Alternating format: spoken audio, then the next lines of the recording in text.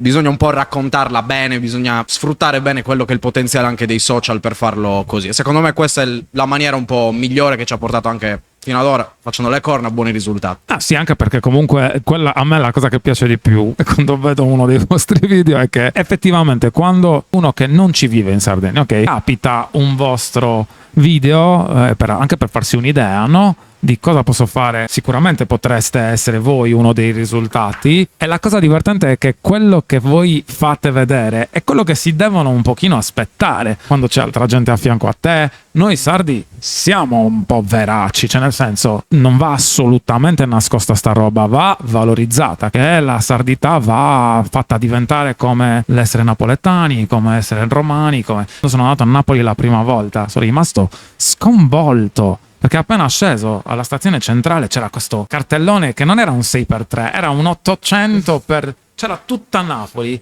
con questo cartellone di questo che si chiama Alessio. È diventato famoso perché era nella colonna sonora di Gomorra, e questo Alessio ha riempito 2 volte 2 giorni di fila il San Paolo, riempito. Perché? Perché loro amano se vogliamo propria parlare del fenomeno dei napoletanità. cantanti napoletani, possiamo dirlo in 2 parole, che loro hanno un microcosmo, però nel senso che per il resto d'Italia sono totali sconosciuti, invece Sì. lì sono personalità, cioè Lady Gaga spostati, capito?